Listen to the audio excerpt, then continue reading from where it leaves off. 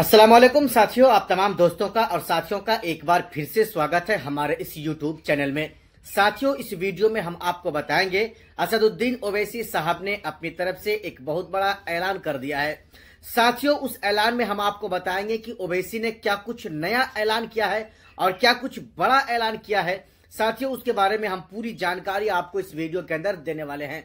लेकिन उससे पहले हम आपसे एक छोटा सा रिक्वेस्ट करना चाहेंगे कि अगर आपने अभी भी हमारे चैनल को सब्सक्राइब नहीं किया है या फिर आप नए दोस्त हैं हमारे इस चैनल में, तो सबसे पहले आप हमारे चैनल को सब्सक्राइब कर लें। दोस्तों, आइए अब हम आपको बताते हैं असदुद्दीन ओवैसी साहब ने आज की रात एक बहुत बड़ा ऐलान कर दिया है। ऐलान साथियों ये है, बिहार में एआईएमआईएम पार्टी के 5 विधायकों में से 2 विधायकों के सर पे ओवैसी साहब ने एक और बड़ा बोझ डाल दिया है, एक बहुत बड़ी जिम्मेदारी दे दी है। उसमें साथियों आप जानते हैं अख्तरुल इमान साहब पहले से ही बिहार के प्रदेश अध्यक्ष हैं एमआईएम पार्टी के। उनको असदुद्दीन ओवैसी साहब ने फ्लोर लीडर बना दिया है, यानी बिहार में जितने ओवैसी साहब के विधायक हैं, एमएलएज हैं, उन तमाम के यानी विधायक का जो है उनको विधायक दल का नेता बना दिया है। जी हाँ, यानी उनको फ्लोर लीडर बना दिया है असदुद्दीन ओवैसी साहब ने, इसका ऐलान कर चुका है। साथियों, उसके साथ साथ हम आपको बताते हैं ओवैसी साहब ने बहादुरगंज से जीते हुए विधायक तौसीफ आलम साहब को भी एक बहुत बड़ी जिम्मेदारी दे दी है। उनको भी ओवैसी साहब ने अपनी पार्टी की तरफ से बिहार का सचेतक बना दिया है। जी हां साथियों, ये बहुत बड़ा ऐलान था जो हम आपको बता रहे थे। और इसके बाद से लेकर के एमआईएम पार्टी वालों के एमआईएम पार्टी के चाहने वालों में, एमआईएम पार्टी के कार्यकर्ताओं में एक तरह से खुशी का माहौल हो चुका है। लोग अपने आपस में मिठाइयां बांटते हैं।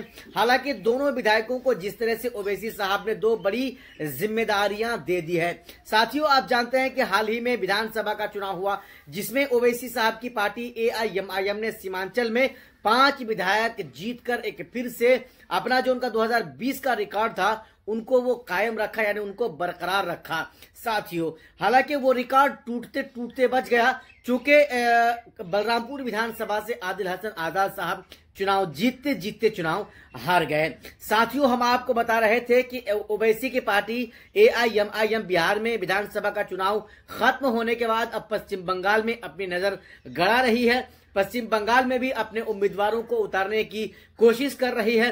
वहां पर भी जहां जहां जो मुस्लिम क्षेत्र है, जहां पर मुसलमानों का दबदबा ज्यादा है, मुसलमानों की वोटर्स ज्यादा है, उन तमाम विधानसभाओं का वहां पर भी चिन्हित किया जा रहा है और वहां पर भी उम्मीदवार उतारने की कोशिश की जा रही है। बाकी साथियों, ओवैसी साहब की तरफ से ये जो बड़ा ऐलान किया गया था, इस ऐलान को आप क्या समझते हैं और अपनी नजरों से कैसे देखते हैं? हालांकि जो जिम्मेदारी दी गई है वो बहुत बड़ी जिम्मेदारी दोनों विधायकों को दिया गया है और एआईएमआईएम पार्टी ने एक बहुत बड़ा कदम उठा लिया है। बाकी साथियों, आप अपनी राय हमें इस वीडियो के नीचे जरूर दें कि ओवैसी साहब के द्वारा लिया गया यह फैसला आपको कैसा लगा।